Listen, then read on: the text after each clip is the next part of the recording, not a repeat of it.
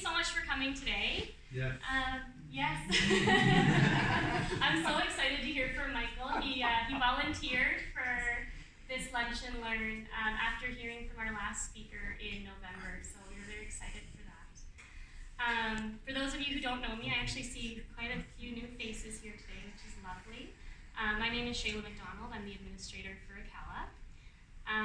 And I would like to start off today just recognizing a learner who was with Acala for the 2019-2020 year.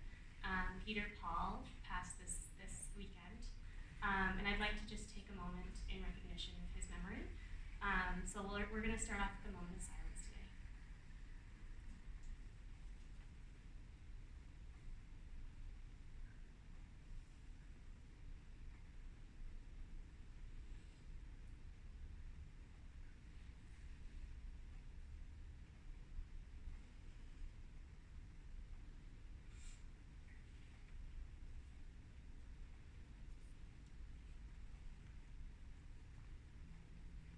Thank you. So like I said, we're here today to hear from Michael Martell. He is sharing with us his journey with schizophrenia and how he found the park bench players in Antigonish and your involvement with them as well. And after Michael's speech, we'll be hearing from Jim Mulcahy, who agreed to speak today about the park bench players themselves. So I'm going to give the floor over to you now, Michael. Thank you, Cheryl.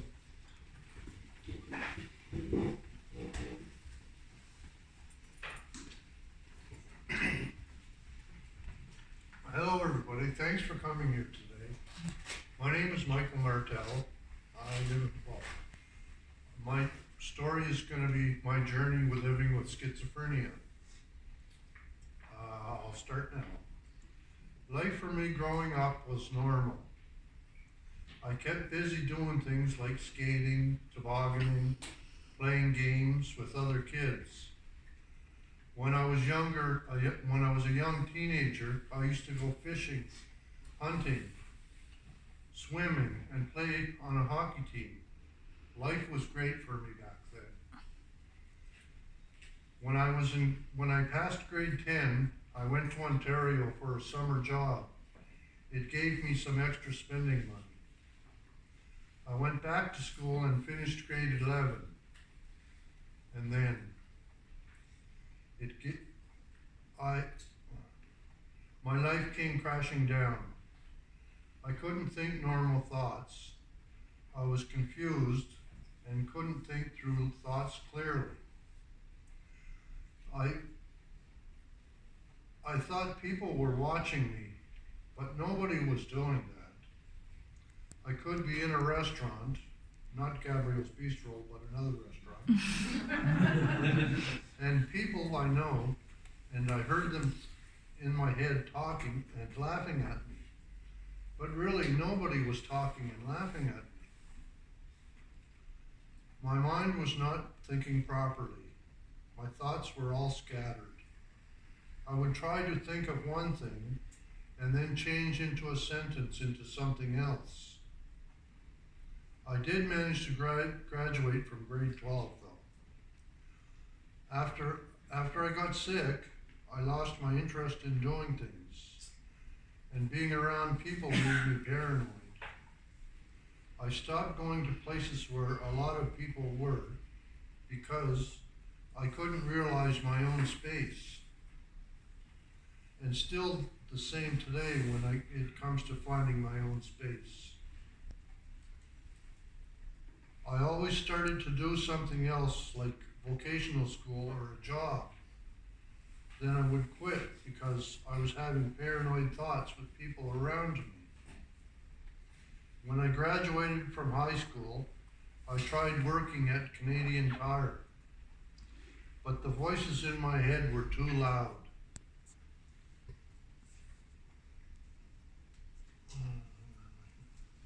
But I couldn't focus in on what I was doing. I was freaking out in my mind, so I quit at Canadian Tire. When I was in high school for 3 years, I took drafting. When I graduated from grade 12, I went to write a test to get into drafting at the vocational school in Port Hawkesbury, but I couldn't do it. I couldn't figure out anything. I was very sick at that time. It ended my drafting career. My parents knew something was wrong. They brought me to a psychiatrist in Antigonish in 1975. Dr. Habib diagnosed me with paranoid schizophrenia and admitted me to the Nova Scotia Hospital in Dartmouth. I don't remember being in the hospital the first time. The second time I remember a lot of things going on. When I was there, I took shock treatment. It helped me. It was like waking up in the morning feeling wide awake. The second time I was in the hospital was in 1976, and it was the last time on the psych ward. I have only been in the hospital twice in my life, whereas other people have been in and out of the hospital all their lives, and I'm so fortunate that I could function that way. I can say that because I always take my medication. I didn't do drugs, and I stopped drinking alcohol. I used to work every year on grants for 3 months and then draw unemployment for the winter. That lasted for about 5 years. I lived with my parents most of my life until a psychologist I was seeing asked me if I was interested in moving to Antigonish with a group home. I said yes to start the ball rolling. Months later, I got word that I was accepted for the group home in Antigonish called Celtic Community Homes. I didn't live in the group home. I was still with them, but living in my own apartment. I did workshops in the group home, and something that we did was cooking. I like cooking a lot, so I put an application for cooking at the Nova Scotia Community College in Port Hawkesbury. I received a letter in March saying I was accepted in the culinary arts of cooking. In September, I started classes. Every day I traveled to Port Hawkesbury from Antigonish. On June 17th was Convocation Day. It was my graduation day, and I was very, very, very, very proud. My mom and dad were there to see me graduate, and I'm sure they were very, very proud too because of all the other experiences I did that I ended up not going through. I started looking for work and was interviewed by Chef Mark Gabriel at Gabriel's Bistro. He said on Monday, come into work. Working at Gabriel's has been a very rewarding experience for me. I have worked at Gabriel's for 21 years and now I'm retired. I was working in the kitchen. My boss knew I was a loyal employee. I always felt that I belonged in the kitchen at the restaurant. I never felt paranoid at all in there, never, ever. Chef knew I had a mental illness, and he was so obliging to me, helping me any way I needed. Chef had shown his appreciation many times. Twice he paid for a plane ticket for me to fly to Ontario to visit my brother. He gave me time to be off work if need be. Whatever I needed, Chef was always there for me. I'm grateful for Chef. I'm grateful that Chef was my boss for 21 years. In 2007, I was nominated for an Inspiring Lives Award in Nova Scotia. And I was one of 4 people winning the award. Some very good friends took me to Halifax to receive my award. The award was for all the things I had achieved, like graduating from NSCC and working at Gabriel's Bistro.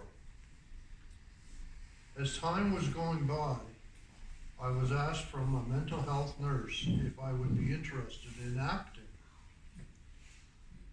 She said the play is about mental illness. I said that I will do it.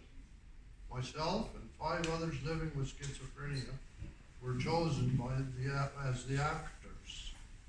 We are called the Park Bench Players, as some of you may have seen play before. I wanted to educate people about mental illness, bringing it out of the darkness and into the light. This is what we did while acting, and people loved us. There was always standing ovations, so many good moments. We traveled, performing the play all over Nova Scotia. In 2011, we were nominated for a national award. Out of every city and every place in Canada, we won the national award. For 3 weeks, we had people helping us raise money for all of us to fly to Vancouver. We raised over $14,000 for all of us, plus 2 managers to fly from Halifax to fly to Vancouver for the award. We stayed there 3 days and 3 nights. Everything was paid for. It was wonderful. What a wonderful time we had. It was a most wonderful time of my life. The Park Bench Players won numerous other awards in Nova Scotia. To top it all, we won another national award. Being a Park Bench player made me feel better and more confident. I don't feel paranoid walking up or down the street anymore. People see me and say hi to me, and I don't even know them, but they have seen the play. I no longer feel invisible. People recognize me and it feels good. The time has come for me to enjoy life. I have retired from work. I'm 66 years old. I will still keep busy volunteering. Antigonish has been my home for 26 years, and I love it here. I have made a lot of good friends and know a lot of people. A lot of people know me too. That makes me feel good. Being with the group home, the staff has given me a lot of support and help when needed. They are always there for me. Moving to Antigonish is the best move that I have ever made. Thank you.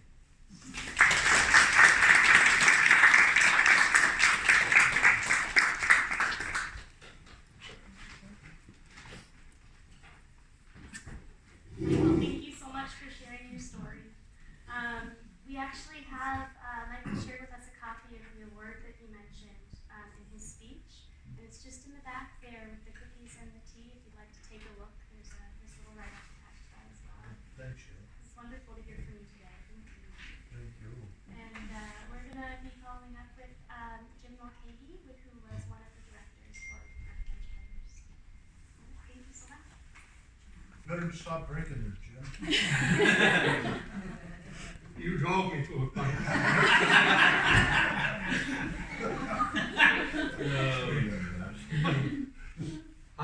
Before I begin, I'll give you a little background on the Park Bench Players for those people who are not familiar with it and why it turned into such a moving and inspirational circumstance for people like Michael. But I would also like to point out that we have other individuals here today who are associated with that troupe. Stacy Septon, who was our security guard, both in the play and also in the rowdies in the street, keeping them away from Mike, most of the ladies. And Ken Kingston, who was the master of all trades for us in terms of filming, video, music, sound, light, anything technical, ended up in Ken's lap. He made us look good when we weren't, which was most of the time. So I fully appreciate his efforts on our part. And just to give you a background in terms of individuals who might be interested in knowing how this came to be, the park bench players, that is, there was no such group initially. We met here. This was a place where we first came. The library was very welcoming to us. There were people in public health, and there were two nurses who had moved on into administrative positions in adult mental health at St. Martha's and adolescent mental health. So you had public health, adolescent, adult mental health at St. Martha's. And there was a challenge put forth for them at some meeting that I wasn't privy to, asking them if they could perhaps create some kind of a novel, perhaps more interesting, perhaps more engaging method of addressing the stigma that was associated with mental illness. It was determined at that point that as an exploratory, but maybe it should be a play. Some kind of a performance piece that they should investigate. At that time, I was living with my second cancer. I was a public health. I've never been a public health. I've been a threat to public health. I was a public teacher, school teacher here, teaching the high school and junior high English and drama.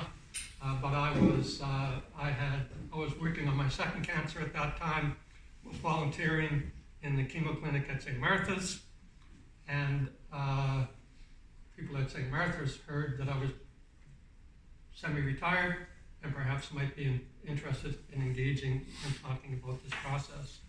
So what we did was we met and we thought, yeah, let's do something dramatic.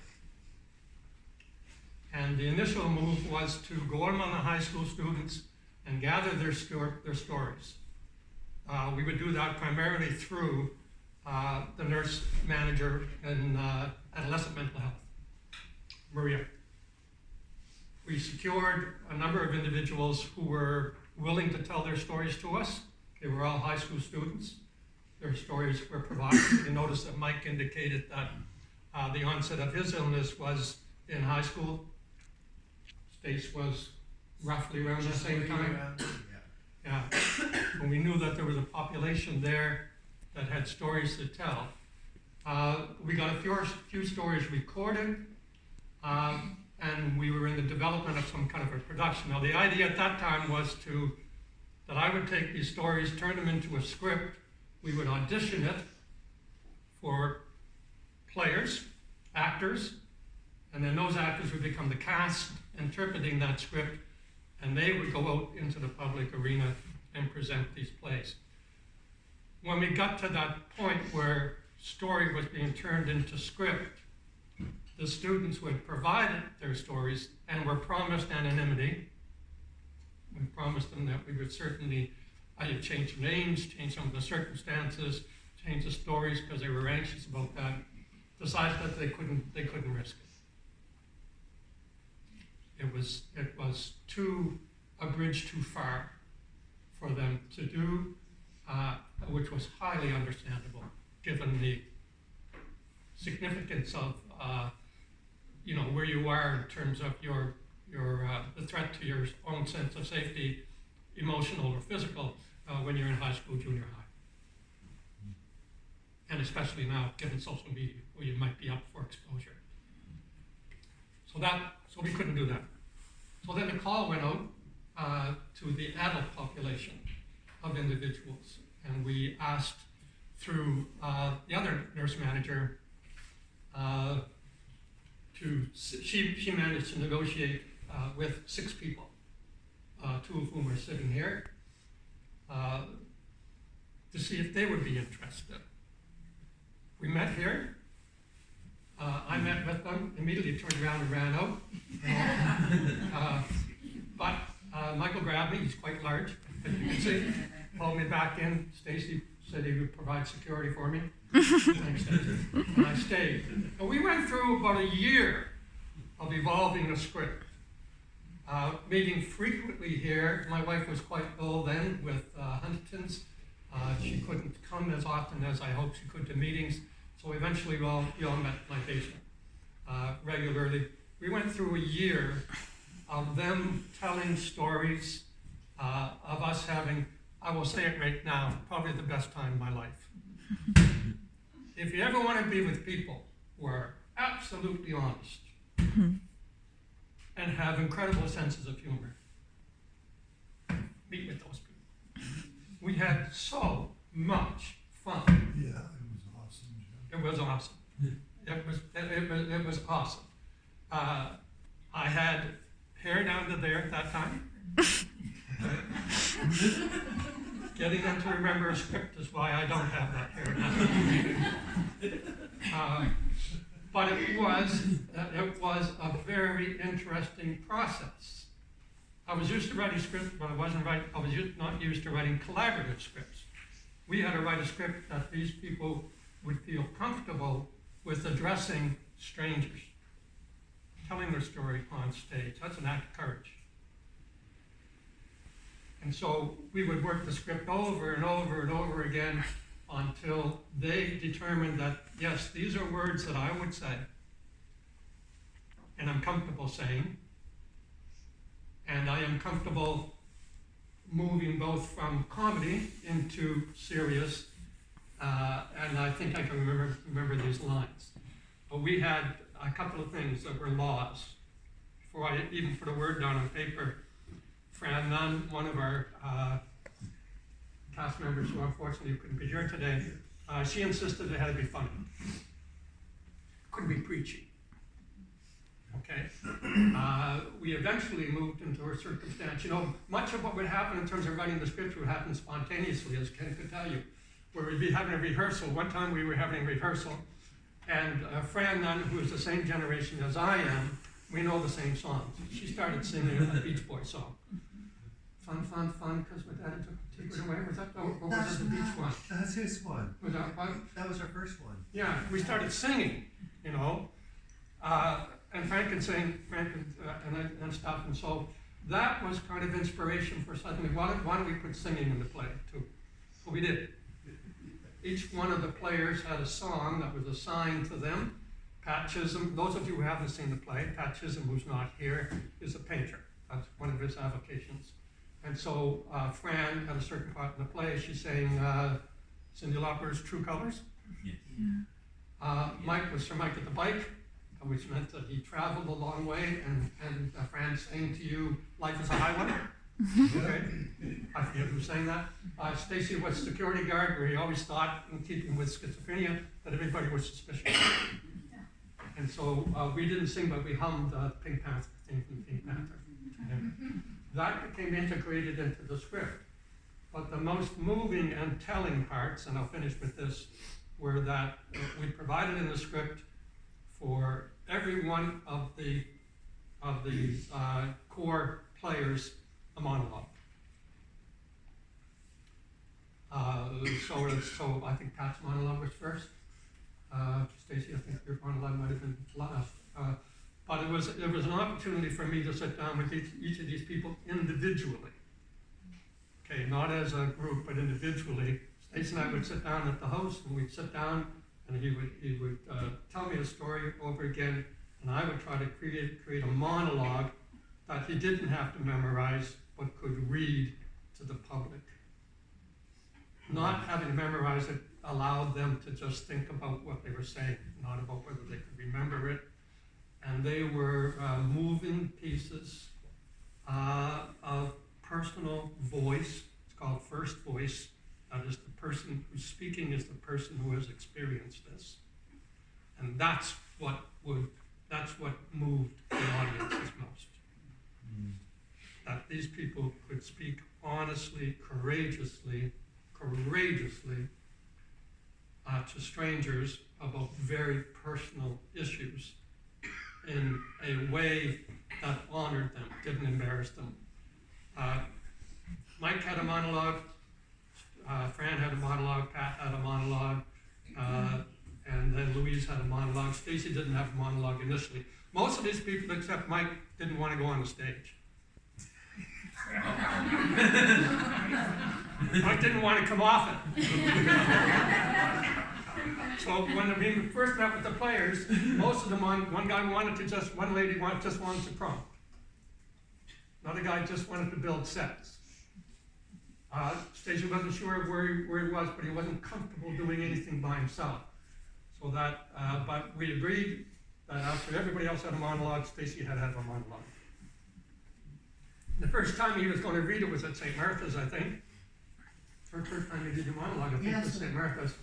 And he couldn't come up, he couldn't come to St. Martha's, so normally we'd come travel by car or whatever, and Stacy had to walk up because he was quite nervous, right? I was really nervous about reading. Like a lot of people would have just told me to go back home, but you can't. You know. Oh, yeah. Yeah. Stacy comes, I got a panic from, there's so many good stories, I'm going to tell you one quick story. I tend to talk a lot, so shut me up. We've got time. I got a phone call from Mike one night. Okay. Stacy was in his apartment just over here. And Mike called me up and said, he was panicking, Mike was panicking. What? You know, yeah, I thought he just wanted more lines. He was just calling up. But no, he said, Stacy's got cold feet. Stacy's got cold feet. Okay. And I thought that what he meant, I knew what he meant, but I said, hold him there in your apartment, I'm coming down. I'd just been given a new pair of winter boots. Okay. So I came down, and I went up in the apartment. Stacy was there saying, I can't do this anymore, Jim, I got cold feet, I don't think I can do this, I can't do the monologue, et cetera, et cetera. So I put the big boots on him, you know, and I told him, now you don't have cold feet, right, Stacy? Stacy said, no, I don't have cold feet. And to top it off, he walked out with them on, and I've never got them back. That's the price I paid for making you a star. But when Stacy read that first thing, we have this on tape, when Stacy read his first monologue, it was like this. And your heart broke in two directions. Your heart broke in terms of the sweetness of it, but also in terms of his courage for doing it nevertheless. He got a roaring standing ovation that interrupted the play that night and every night thereafter. That was the play. The heart of the play was this, and I'll say this because it's about language. The lady who did the centerpiece said these lines, and we set it up with a poem. I brought a poem in. Mike said that'll never work, but it did work, and we kept it. It was that classic poem that you know, when a bunch of scientists are put into a room with an elephant, and then the room is dark, and they all feel the elephant, and then they come out, and somebody asks them, so what is an elephant? Of course, one of them has just felt the ear, and he calls it a big fan. Another one says this, he calls it a trunk. Another one says this, the tail, it's a rope. And the whole thing, we used that play, that poem, and these people mimed it while they were doing that, to illustrate the truth that you can't just look apart, you have to look at the whole. And then and Catherine, and then Louise would read a monologue, the heart of which was this. And I'm going to go down beside these people and just illustrate it. The whole moving part of that part of the play was, it said this, okay? I am not a schizophrenic. I am a person Living with schizophrenia. And that change in language is huge. Huge. It's one of the few illnesses. I'm dealing with cancer again. I don't say I'm cancer. I'm living with cancer. And that dignifies me. That makes me more than my illness. Mm-hmm. And you now have to meet me with an illness, rather than meeting an illness. I'm a schizophrenic. You know what happens right away? That's all you see. That's all you think about. And you respond in a way that's in keeping with all of the various myths and stories and newscasts that you've heard that are electrified and set into motion in your brain with that word. But no, here, I am Mike Martell, Sir Mike at the bike. I am a person. Oh, and by the way, I'm living with schizophrenia. Notice the change? If they're labeling you, if they're they say this person is schizophrenic. Well, that's like labeling somebody with a bad omen or a bad name about schizophrenia. There's so much stigma out there, Jim, that, Yeah. yeah. Well, we agreed we would do one performance at St. Martha's. All of these players, Pat, our artist, we had invitations that were made from one of Pat's paintings. Yes, Yeah, and we used to paint. we invited people that were special to all the players. Yeah. Be it friends, be it family, whatever, and it was for one show. One show only. We only thought we were going to do one show. Yep. And it had to be by invitation only because we didn't know how the audience would react. Mhm. And we didn't know how the players would react to telling their stories publicly. Ken was there at the rehearsal, and then he joined us at the show itself. The hospital kicked in we made it a dinner theater. The hospital made a wonderful meal. It was great. And 99 shows later, we were still going. 8 or 7 or 8 years. Yeah. And the award that Michael mentioned, the national award that we won in competition with everybody in Canada, was presented in Vancouver. And I'm just going to mention this again because this is significant. And there's a group in Canada that's called Psychosocial Rehabilitation Canada. Psychosocial Rehabilitation Canada. Okay. And they were the ones that awarded this prize. And Psychosocial Rehabilitation Canada, their vision, their mission, is to reintegrate individuals into the community who are living with mental health issues, and to reintegrate them and focus on their strengths, not their weaknesses. Okay, and I think that's what happened with the park bench players. We focused on their strengths, not the weaknesses. We did 103 or 4 shows. We were in the process of planning a gala show to celebrate our 100th show, and everything stopped. And we haven't regained our footing since that time. Nobody's met privately. Personally, I've locked my doors. I've changed my locks. But aside from that, we have met. Every now and then I'll wait until Mike when he's sitting on the bench there. Let's move on. Okay. It's unfortunate. We've all aged in the interim. Things have changed. But we performed in prisons. We performed in high schools. We performed in private homes. We performed in churches. We performed in schools. I was a junior high school teacher for 20 years. I was quite concerned about bringing them into junior high or even high school, because I've seen people in junior high and high school who are students as an audience who don't appreciate necessarily the seriousness of what's being presented.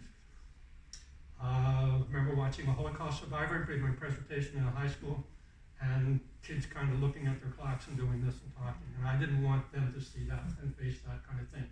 But we never had that experience. Every school we went into was incredibly moving. After the show, we provided an opportunity each time, while Ken was doing all the hard work of picking things up, we invited the audience to come down. We developed Was a ritual. We developed 2 sort of processes. We went to Wolfville to do a show, and we got in, and it was the middle of a storm, a snowstorm. And we were in a big hockey arena. And we didn't know if anybody was going to come, but people did come. So we were off stage. Usually we go off stage and we do a chant, and Santas were getting it together better than ever, getting it together, you and me. And then we run out the stage. But this time we thought, why don't we go off and shake hands with all the audience members? The guys and ladies who have. I remember doing that, Jim. Yeah, I remember nobody would shook your hand. Remember that? I'm sorry, but I'm a constant cheese with this stuff. And I keep coming back for it. But that became part of our modus operandi. Then we sang 2 songs. We sang Buy a Little Help from Our Friends. That's the name of that play. Like A Little Help from Our Friends. I sang that. Or you sang that. And we sang Lean on Me. Oh, yes. Yeah. And at the end, we invited the audience to stay if they wanted to and chat with it. And Ken can verify this, and Mike, Stace, the stories we heard. Oh yes. Yeah. They're incredible. Stories we heard from parents who were living with individuals, living with the same illness, who felt isolated and alone and confused and hopeless sometimes. The stories we heard when we did it in school, students that were coming forth for the first time and saying, this, we had provided, we had made sure we secured from each school we went into that their guidance counselors and their teachers of various subjects would know in advance and be watching if there was any kind of triggering circumstances within the audience. But the thing was, it opened up this communication between individuals who had never told their story sometimes to each other. And that was part of the service I think we provided, of giving other people courage, not we, they provided, giving other people courage to come forward with their stories, seeing that these people had done that. We performed several times for various nurses organizations, lots of professional at the provincial levels. When we came back from Vancouver, they were invited to perform, the players were invited to perform. I was elsewhere for the legislature. Went to a dinner, performed for them. So they've been way at the top, and they've been way at the bottom. And we've had audiences as many as 500 people at one time. Oh yeah, we had big crowds, and sometimes we had we performed at Sarek, those of you who are from here, Sarek in Port Hawkesbury, 500-seat theater, we had 18 people in the audience. There were more people on stage than in the audience. It was ridiculous. Halfway through, these guys just drifted away. They just didn't do the play. They just kept, whatever. And these 18 people, I eventually asked them to come down and sit in a group. 18 people, 1, 2, 3, 4, 6, 7, 8, 11, 12, 13, 14, 15, 16, 17, 18. That's how many were there. In a theater that takes 500 people. And they were sitting way up there, way over. It was ridiculous. It was ridiculous. Yeah. But we also had very, very large stakes. Okay, I'm going to shut up. That's how and why, and I would encourage you, 2 things. Remember that thing. People living with depression. Okay? People living with schizophrenia. People living with attention deficit. And respond to that person. You know what else we did? Because it was a case that was tried in the courts of Nova Scotia where a person living with a mental illness died unnecessarily through incarceration. And every Mountie in the province after that had to take a training course, and you know this is just rampant, particularly in the States. Yeah. But not just in the States. In Canada too. Where the first thing you send into sometimes, and the incorrect thing you send into sometimes, when a person with a mental illness is having difficulties are the cops. Mm. Yeah. They're not taught in They're training. not taught. So these park bench players, every Mountie in Nova Scotia had to go through a training program to discuss that issue, and the players were part of that. They met with the local Mounties and had an exchange. Vernon McDonald, our executive producer, negotiated that. It was called So they played a significant role, hopefully. And I asked one of the Mounties after one of these presentations, what training do you have in terms of approaching a delicate circumstance where you know that this individual is living with a mental illness? She said, the only training we have is to stand like this, take a power position. So, Fran Nunn, one of our stars who's not here, I said today, she said, I know what the first strategy you should take. And the cop said, what? So offer them a cigarette. And it was for her a reasonable, offer them a cigarette. Let's come on a cigarette, and let's talk about this. And that's why they came to develop park bench players, because at that time, anyways, most of them were smokers, and they were all in the streets of Antigonish. And another act of civic obedience for them was there was a time when they were going to move. I don't know whether you remember, some of you were perhaps new to the town, but there was a time when there were multiple park benches along Main Street. And the town felt, and businesses felt, they wanted to remove them. And the park bench players, this group of rowdies, went to the town council meeting and convinced them not to do it. Now it's been done since, but they convinced to delay that because this was their arena. This is where they sat. You can't go into the theater. They can't go into or they couldn't at that time anyways, into fancy restaurants or whatever. But be able to sit on the bench. Remember, they used to have a cigarette buffet. Yeah. Hang on, talk. was where they existed. And what Mike said was very true. They were invisible to the people of Anchorage. I would say that. But through the play and through their courage and their honesty and their dedication and their months and months and months to learn 2 words in a row, they became visible in the community. And I think what it did was it changed the community. We know it changed other communities because we have recorded that on paper by surveys that made a difference. It did reduce the stigma that's associated with any kind of mental illness, but the stigmas remain. And so I would encourage everybody in this room who has these 4 ladies over here, I know will have a future career where they can influence that directly, to invest yourselves in that. First of all, personally, thinking about that, but also through your careers, your vocations, your callings, to make the world is not a very civil place. And I look to and advocate for, I'm volunteering in palliative care at the moment. I look to and advocate for any effort being made, no matter how small, that is balancing the hostilities in the world with acts of kindness. And I would invite you all, whatever career you have, a librarian or whatever you're doing, wherever you're working, to invest those little acts of kindness into your own private world that will shift at least slightly the balance between the hostility, the lack of civility, and perhaps a more civil world. Their play lasts about an hour and a half. I would invite you to consider those little acts of kindness to be 2-minute plays, but they're plays, and they might have the same result.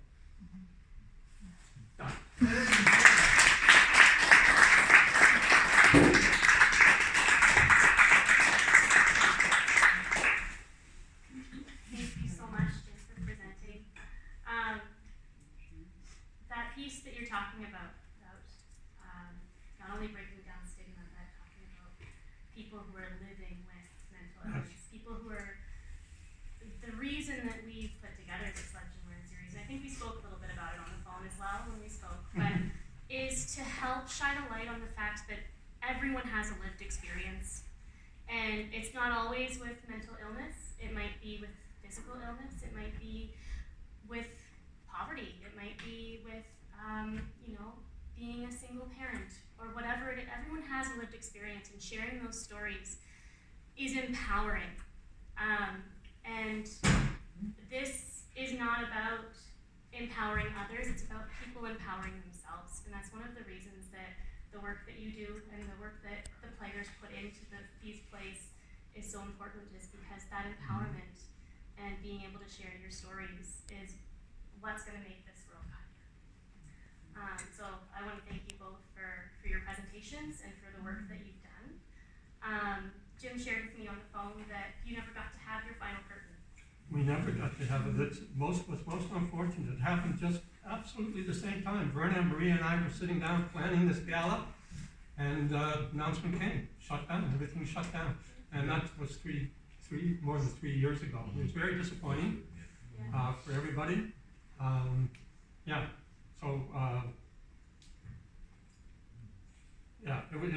It was sad. We've maintained contact with each other over that time. There's a poem that starts, "Grow old with me, the best is yet to be."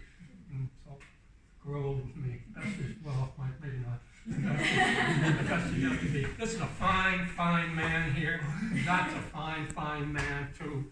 And if the women were here, I would say exactly the same thing about them. I am so delighted that I met them, that I lived with them, that we toured together, and we had lots of laughs together. Can I tell something, Jim? And people, I never really said this, but when my mom saw what Jim put together as a play for mental illness, I have never seen my sister and my mom were so happy what Jim wrote for, like, when they went to see it and saw what mental illness was about. Tickles me pink. To know that mom and dad, tickles me pink what Jim has done. We did a show, one winter show. We wrote a script for a winter show that used to be on at Chrissy Peak. Does anybody remember Chrissy Peak? Yeah. It's gone now. It just disappeared. It was where the Maples office is down the end of the street. That used to be a restaurant. And before that was a drugstore. And when it was a restaurant, it was called Chrissy Peak. So they agreed to to allow us to use their space to put on a winter show. We wrote a whole new script for it, and what was gonna happen was, we wanted the players, and the players wanted to do what most people do at Christmas time, invite people in for a meal. But they don't have the opportunity to do that. So let's invite them into the restaurant. So we arranged for 3 different items on the menu. We sold tickets. They had to pick one of those items. The players were like every one of us wants to do at Christmas time, hosted it. So they met their guests at the door, they showed them, they served the liquor, they waited on their tables, they encouraged it, and in between we had a script. I just mentioned this because we had door prizes. Okay, I don't know where we hid the things, but one of the door prizes was to be escorted to your car by our security guard. And it was a big night for the lady who won it, I'll tell you that. That's wonderful. And I will say one of the things that struck me the most, and we'll have a little bit of time to chat after, is just the amount of love that's in this room and the community that you've created with each other. And that is, it's so amazing to see, especially it's been 3 years since you've put a play on together. And that love and that friendship is so strong in this room right now. I think that's just, it's very beautiful. And I'm so happy that even though you couldn't have your last curtain, that Mike approached us and we were able to kind of create a little bit of an honoring of all the work that you put in. So thank you so much. Thank you, Shayla. Thank you. I will say we've got a little bit of time left. If you haven't had anything to eat, please do. There's so much food.